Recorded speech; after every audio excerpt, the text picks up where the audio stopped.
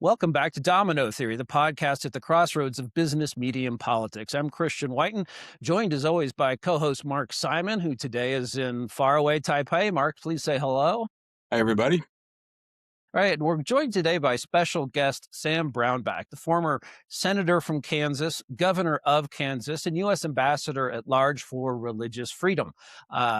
Ambassador Brownback has written a book that's just out, China's War on Faith, but has a long career leading up to the book. In fact, I know him from working and, frankly, authoring, being a driving force behind North Korean human rights, which, of course, pertains to China, going back to the early 2000s. But Ambassador Brownback is someone who has been involved in the political warfare we're engaged with China as part of the broader threat from China that we face, and really has a multifaceted view of the nature of the beast, if you will. Senator Brownback, if we could jump in, we were talking just before we came on. I thought it was a very interesting idea, and this is something near and dear to my heart, having written and studied political warfare, nonviolent means to influence political outcomes to the detriment of our enemies, to the benefit of our allies. Can you talk about your ideas of human rights as not just sort of a bleeding heart, lefty often cause or some globalist construct, but as something that we can use to advance U.S. national security against China? Welcome, Senator or Ambassador. Yeah, thank you. And thanks for having me on the show. And good to see you again. And I remember fondly those days dealing with North Korean issues and getting people out and getting people into some freedom. I was back in Seoul last year and seeing North Koreans that had escaped and were getting educated now. And it was really warm in my heart to see that.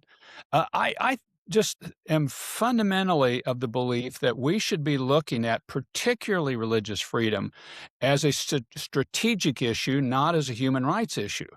This is one that it's a cornerstone human right for us. It's a cornerstone of Western civilization. It is an existential threat to the Chinese Communist Party, and they treat it as such and spend billions of dollars every year to put down every religion. Buddhism, Muslims, Christians, Falun Gong, they really hate those guys, just all of them. Well, okay, if they're spending billions to hold them down, we should be propping these guys up, working with them, use them as a theater engagement strategy that we are for religious freedom.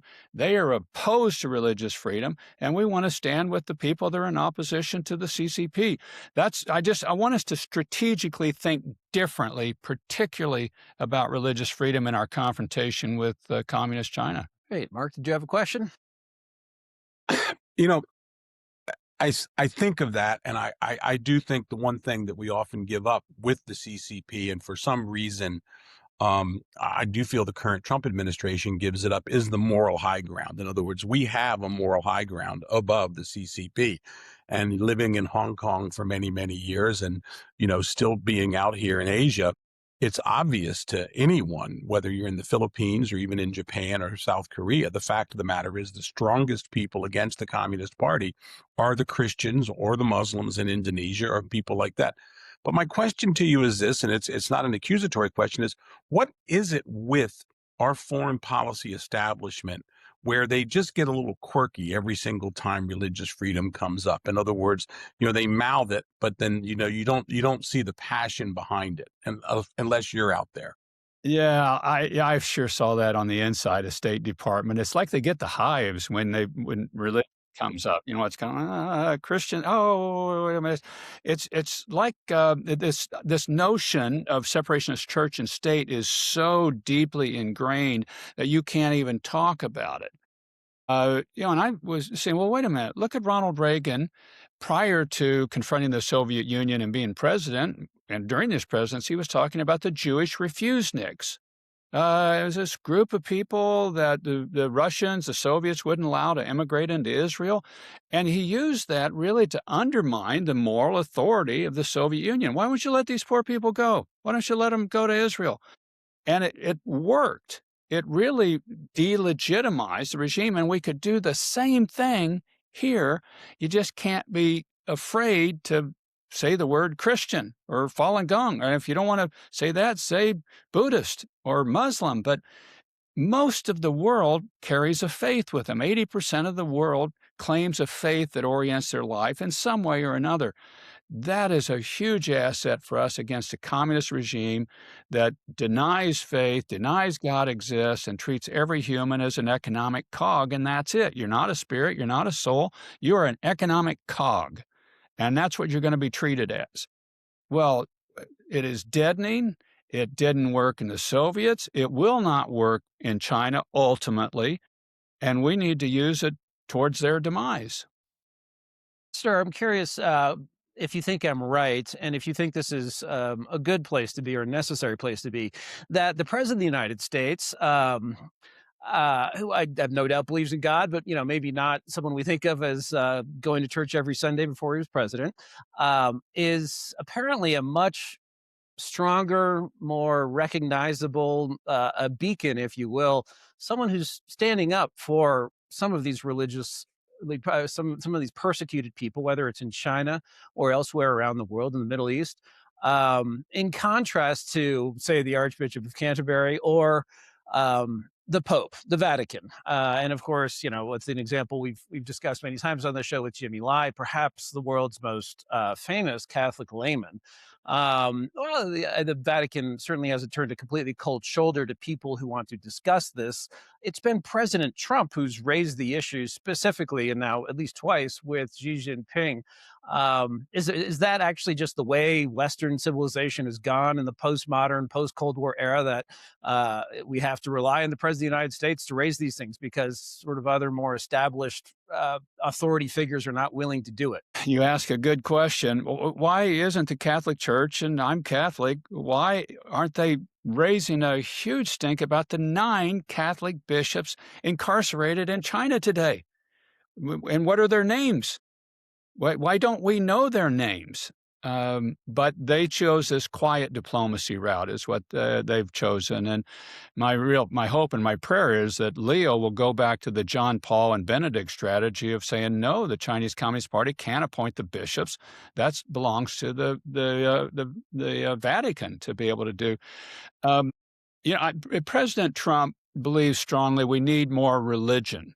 And he uses that, I think, really as a person that he's hired thousands of people in his lifetime, and he just sees people of faith as being kind of, by and large, a little more reliable, kind of folks that you want to have around, trustworthy. Not all, not exclusively by any means, but just that's been his observation. And I think that's what he sees here as well. And plus, the man is quite a good strategist. I think he'll say stuff that I look at and I just go, please don't say that. But the strategy here, I think, is really good. And him raising these issues really does raise the profile on it. I hope he brings in some of the people that have been persecuted for their faith in China that have come to the United States. I hope he brings them into the White House and showcases these to people, holds a summit of world religious leaders and world leaders to talk about the need for religious freedom for everybody everywhere, including in communist China. I think these are sort of messages and things we can start building and weaving into foreign policy. And if I were them too, at the right time, I'd get the Secretary of State to Dharamsala and meeting with the Dalai Lama and talk about the future successor of the Dalai Lama, not being appointed by the CCP, but by the Tibetan Buddhist authorities. These are the things that I think the president uniquely can position and push forward in the world today in a way nobody else was willing to in the past, and he can do it effectively. Let me go back to the Catholic Church because, I'm in Hong Kong. I was very lucky that, Cardinal Zinn, I got to know him quite well over the years. I went with him to the United States 4 times, maybe 4 times. From 2006 onward, I was with him when he went to see President Bush, although they made me wait in the OEB. But the thing about it is that when it comes down to the Vatican, we've had this change and we have, I'm very clear about this. I think we have the Mandarins in the Vatican with Secretary of State Parolin. And I'm hoping, like you're hoping, that basically Leo will decide that basically he's they've basically been taken by the Chinese Communist Party. They've appointed Hong Kong was actually a very strong place for the Catholic Church in the past. It's declining quickly. The current cardinal there is very much in with the Chinese government. There's almost no doubt about that. Where Stephen Chow stands, has said nothing about Jimmy publicly, which is he's abandoned by his bishop basically. The question I have for you is like, when we look at do you ever sense the Vatican actually senses this? Do you think my sense is as you get it's been so deep now for so long under Francis that they essentially have accepted their fate in China, which I think is very damaging to the Catholic Church long term in China. I hope they haven't.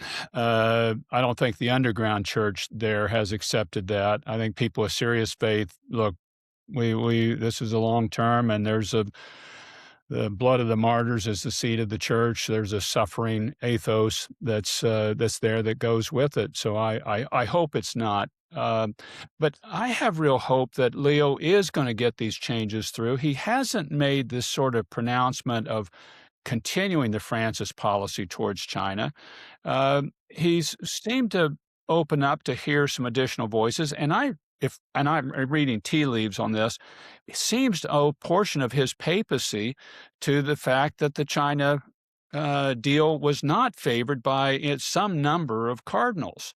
That Parolin didn't get the papacy and seemed to have had the insider track, but he was the architect or the guy that carried forward this China strategy. So my hope is Leo's looking at all that and trying to figure, okay, how do I move away from this? Maybe I don't go back fully to what was, but away from this quiet diplomacy with China that isn't working, and China appointing of bishops, which I do not agree with, and he doesn't, I'm sure, agree with. So I'm hopeful, and I'm prayerful that Leo is going to change these policies and get around some of the mandarins in the Vatican. Go ahead, Christian. Mm-hmm. No, I'm very hopeful as that as well. The other thing too, I'm very mindful of the fact that, let's be blunt, in the list of things that Leo has to undertake right now, probably if you're sitting around on his staff, what you're hoping to do is no more damage with China until you can actually get to it. At this point in time. I mean, but it is, I have to tell you, here in Taiwan and other places, when you speak with devout Catholics, when you talk to people, there is this sense in Taiwan, they're just waiting for the Vatican to sell them out. They're kind of almost resigned to it. But I mean, it's just, they just view it as something there that it has not happened. I would attribute to the fact that probably Parolin has lost the track. I agree with you fully. I think George Weigel nailed it on the head. Parolin is not the Pope because of China. His China policy is such a disaster. Yes, that's what I've looked at. Now, I don't know, and I don't know that anybody knows outside of there, but that makes this such that Leo has to deal with, but he seems to be a very careful man, unlike Francis, that would be just really seemingly pretty flippant about a lot well-established things. Leo was the opposite about that. So okay, now how do we strategize? And part of that's my hope in the book, and some of the topics that I talk about that deal with the Catholic Church, is that this will help the church. Okay, let's start finding our voice. You've got 3 genocides going on, 3 religious-oriented genocides going on right now in China. And if you don't want to pick up the 9 Catholic bishops, then talk about the Tibetan Buddhists that have been decimated, and Tibetan Buddhism that's been decimated by the Chinese Communist Party, or the Muslim Uyghurs that we all know about in the concentration camps, or Falun Gong. These poor guys that they've just slaughtered them and forced organ harm, the most barbaric things that you can think of. Raise the papacy's voice on, raise the moral voice of the Catholic Church on these. Something here, because this is going on, and then it's spreading around the world. Nicaragua used to be pretty nice to the Catholics and Catholic Church, and 2 or 3 years ago, when they switched their alliance from Taiwan to China, hammered down. Catholics got shoved out of there. The evangelicals got shoved out of there. You can't even bring a Bible now into Nicaragua. That's an old Soviet trick. I mean, my word, if the church itself can't see these things, and if you have an emboldened China continuing to press that, you're just going to see more of it around the world. Ambassador, before we swing back to China, but just follow me more broadly. So I was in the Bush administration. You were a senator. I was very, very junior. You were up here. You were one of the people who was hawkish on China before hawkish on China was cool. But I was a paid-up member of the Freedom Agenda that was practiced and espoused by George W. Bush, although I saw the implementation at his State Department not necessarily matching what I thought he wanted. And I think Natan Sharansky, sort of referred to him as a dissident within his own government, which is difficult for those of us who believe in unitary executive theory. Anyway, but things seem to have gone astray, and it wasn't just the Republicans who put it there. Certainly Biden, Obama, moving from human rights and democracy as espoused by Reagan, the things you've just described, into something more abstract, whether it's putting a rainbow flag over our embassy in South Korea, or having conferences on democracy and excluding countries like Singapore. Okay, they've never had a change in party, but they're clearly different than dictatorships. And also the reality today, where the big three in Europe, the UK, Germany, and France, are run by highly unpopular governments that seem terribly woke, that are being unresponsive to their populations, that don't want cultural change that they never voted for, never accepted. Hopefully those governments will flip over to what I would describe as our side. So you have, I think, Europe in decline as a moral force. And oddly enough, Arab Gulf monarchies, which are not Christian, are not like us, but I'd say they're not Islamist either. They hate the Muslim Brotherhood. They may say they have an Islamic government, but it's actually a little bit more close to not our model entirely, but I don't know. Am I right to look at this progression? I mean, you have this instance where there's an actual legal case called National Endowment for Democracy versus United States of America. All of these NGOs that say they're all about democracy and freedom, one of which gets all of its money from Congress or from the government and is suing the executive branch. And I don't know, I just sort of see a decay in Washington of this understanding, and what you're describing as political warfare, as a strategic weapon, is a better way to look at this. And maybe just going back to the construct of free world versus not free world. In the Cold War, yeah, countries like South Korea, which at the time was a military dictatorship, same as Taiwan, where Mark is today, were not perfect democracies, or not like Western Europe, but were part of the free world. Is that the right way to look at that today? And am I characterizing this sort of progression of human rights into something that got kind of weird correctly? I would absolutely do that. I work with a lot of the Muslim governments, and by the way, to full disclosure, I just went on the NED board.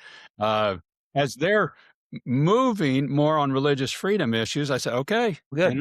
I'll do it. We'll see. We'll see how things move on forward. But I think you ought to really have this sort of alliance of virtues that, and it really be the CCP and its satellite countries. They had 26 at the victory over Japan celebration of some of the best thugs in the world gathered together against Western civilization, and we should really categorize that. And instead of picking these personal fights or picking these narrow issues that, okay, I really don't agree with you on this color of curtain for the room that we're going to celebrate democracy in. I'm picking something really way off the wall, but your point is accurate. We can build an alliance up, and particularly on religion. You got 50 majority Muslim countries in the world, and the one country that I know of in the world that you cannot legally name a child Muhammad is China. Well, okay, guys, now you 50 Muslim majority countries in the world, do you really want the CCP leading the world then when they ban the name Muhammad for their children? I mean, we really, but we shouldn't be then rubbing it in their face and, well, okay, we're going to measure you on these sort of indexes and that one.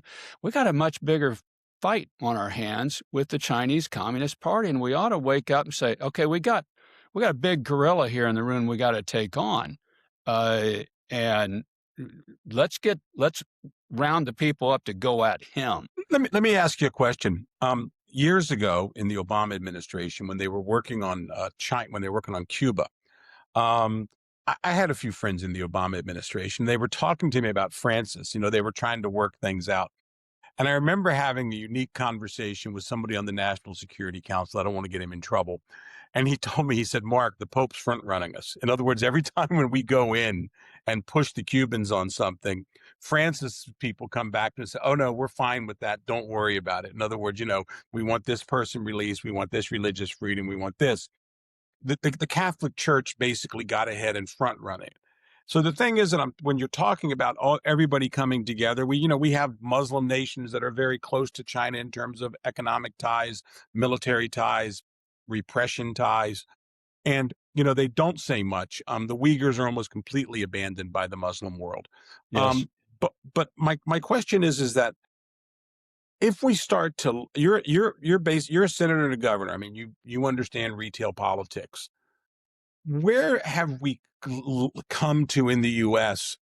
where this could become a retail political issue? In other words, where people would start saying again, "Hey, what's going on?" And I hark back to it, and the fact of the matter is, Catholics used to really care. I mean, I was talking to Paul Wolfowitz. He talks about, he's friends with Jimmy, and Paul said, he goes, the Pentecostals. Look what Reagan did with that.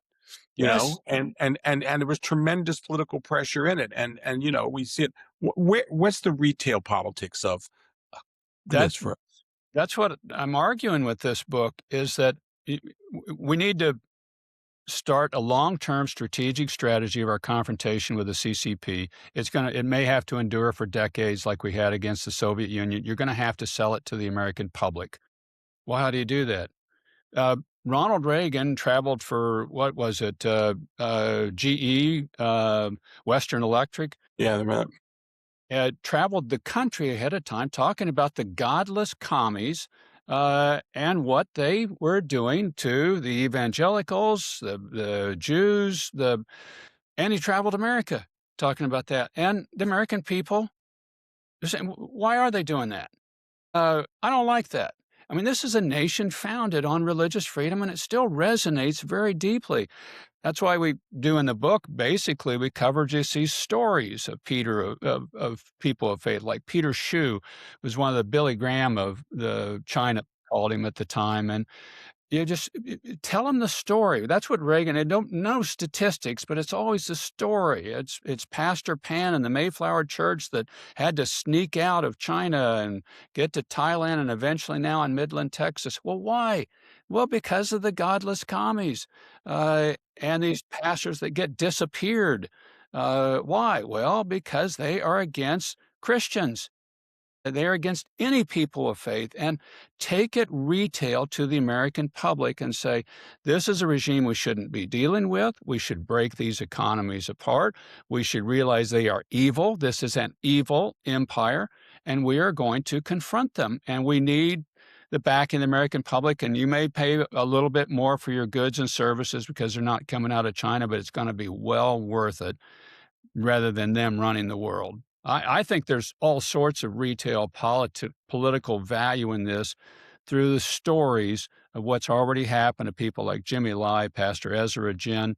I've been on shows with a lot with his daughter, and she's a fabulous presenter of what's taking place to a peaceful Christian pastor. Ambassador, when you were writing the book, I know you've been dealing with this topic for decades, and topics around it, and you've written about it and spoken about it a lot. But was there anything that surprised you? And obviously, when you sit down and actually have to pump out 50 or 60,000 words on a topic, you really get into it. Was there something about China changing for the better or for the worse, or changes in the way this is perceived in America that surprised you as you put pen to paper? Yeah, there were a couple of things that surprised me. One of the things that surprised me, you may find odd, is the aftermath of the Tiananmen Square massacre that took place, which we all were horrified that it happened. But that basically produced the urban Christian movement leaders came Yes. out of that. These guys that were there, they were idealized students. We can change China from within. This country needs to move forward. And then the government crushes them and they say, well, where's my hope now? And they found Jesus. And so, they become pastors. Pastor Ezra Jin, Bob Fu that runs China Aid. A bunch of these guys, Wang Yi was impacted, the pastor Wang Yi that's in jail right now.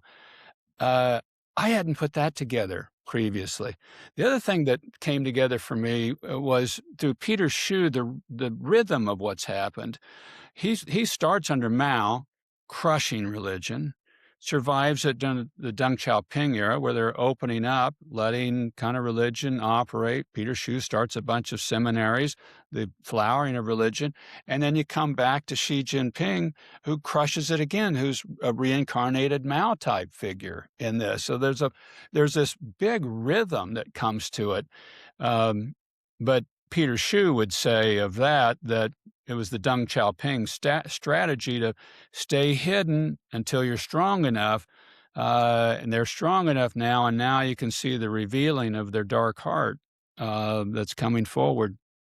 And then plus just the personal depth of suffering these people have gone through. When I'm in these positions, you get a 30-minute, maybe a 45-minute meeting with people, and you feel their story. When you write something, you're back with them, you come back, you see the impact on their family members that get killed. You see an impact on family members still in China. This story just doesn't end for them. It just keeps suffering.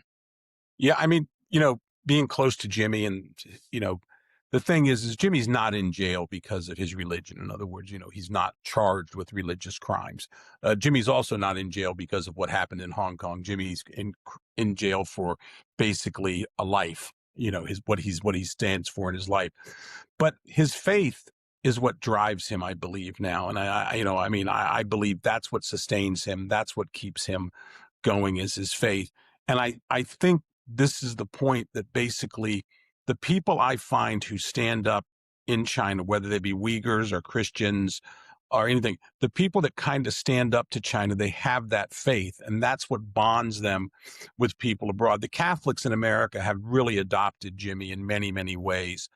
It helped with Father Sirico's film, The Hong Konger. Other people in the Catholic Church, George Weigel, Bill McGurn, all types of folks, The Pillar, all these guys do a wonderful job covering Jimmy. My question to you on this is like, how would you, again, I'm back to retail politics. That's kind of the word I like.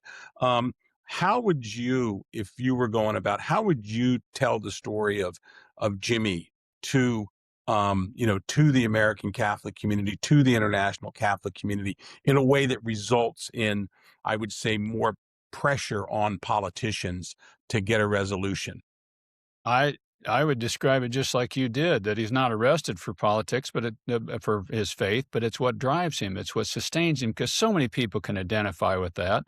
They're in various walks of life. They have different vocations, but what sustains them is in their soul, and what keeps them going is in their soul. Jimmy Lai could have bailed anytime. Yeah, He had plenty of money. He could citizenship, Brits. He could have gone to the UK. This guy, he is there because he's a light, and he was willing to take the fire for it. And I would tell that story, but then I'd also lean on the American Catholic Church and I'd say, but you got a role in this.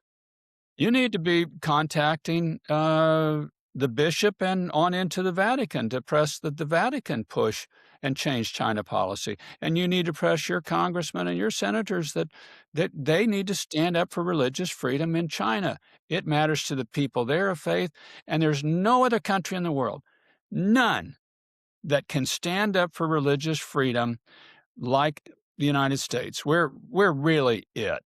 It's not the Brits.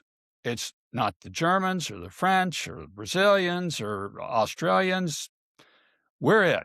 If this is going to happen, it's going to be us. And if it doesn't happen, it's because we didn't do anything. With where do you see, Ambassador, the party going? Set aside for the left, we already talked about sort of the left and the Vatican. And the Democrats think they have a great hope in the person who is going to lose the Texas Senate race to whomever the Republicans nominate. But joke there. But with the president going to China, he's being criticized as having gone soft on China by some of the very people who actually facilitated China's rise. I mean, you sort of see the criticism saying he's not being sufficiently supportive of Taiwan. even though he did previously sign out the biggest arms package for Taiwan ever. But some of the people who are always against helping or recognizing Taiwan are always against pressing China, and always believed in the myth of China's peaceful rise, and always thought it was an inconvenient time to raise human rights issues, are now critical of him. And there has been a shift seemingly in the second term foreign policy. And as we look ahead to 2028, obviously, there are a number of candidates, and we don't need to get into them. I will just observe, however, that in Secretary of State Marco Rubio, we also have a paid up member of the part of the party that is not non-interventionist, that is not isolationist, that does believe in religious freedom and morality. So do you see the Republican Party going in a good direction? And I guess same question about the Trump administration, which still does have 2.5 years to run. Do you see it going in a good direction on China? I think the Trump administration is, and I think he has to do where he is right now. He's the first president since Kennedy to confront China. Nobody else has confronted him.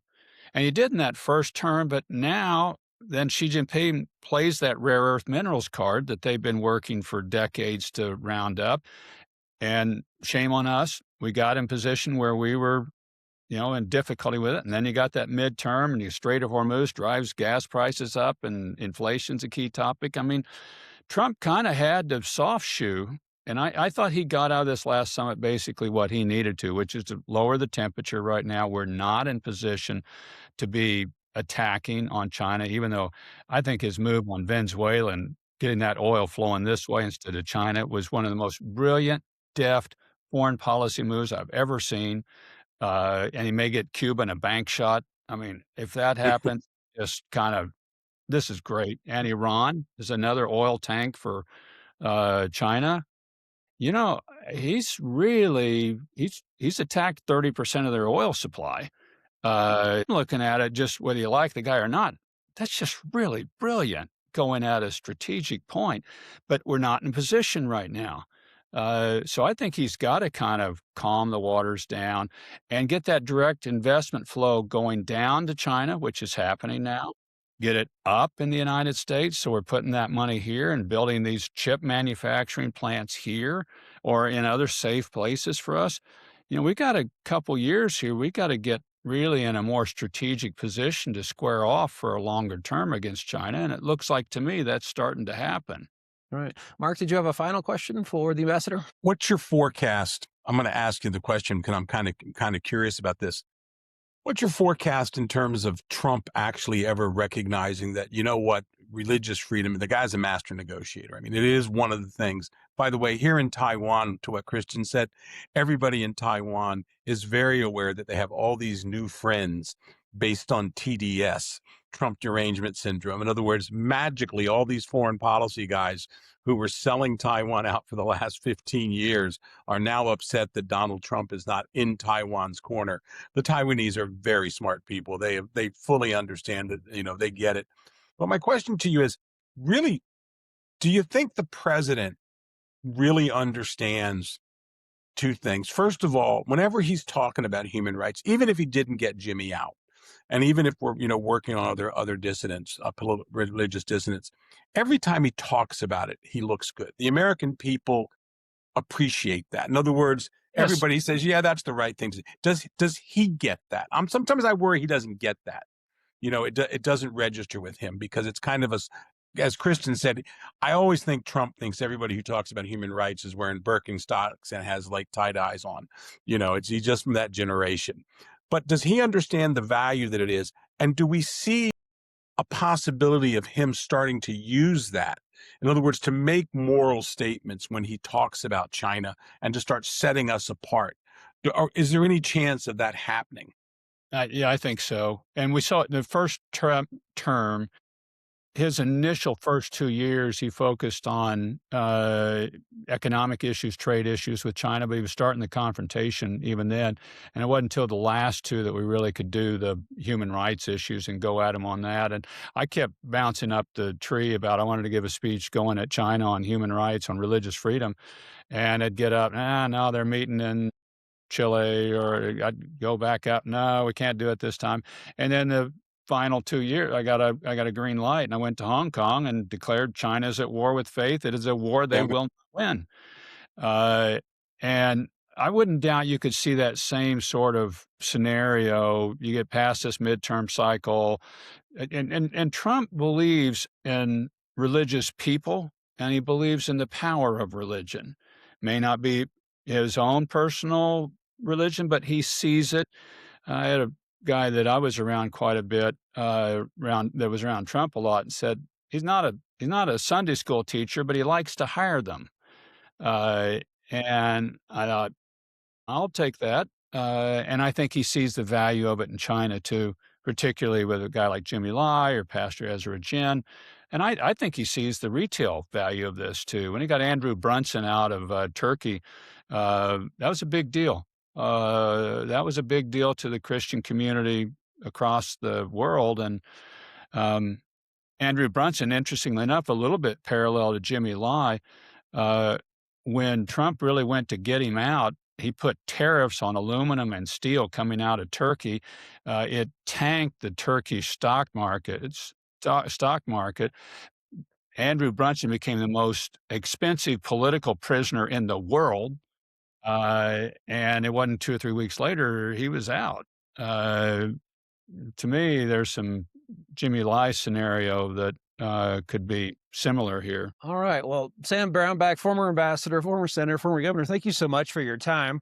Thanks, China's Sarah. War on Thanks. Faith. Could you hold up the cover one more time? And I assume we can. This is already. I know it's on Amazon because I read an excerpt, but available anywhere you buy your books, I assume. Yes. On Amazon, if you want to order it up, please order it up and read it. I think people get a good education on it.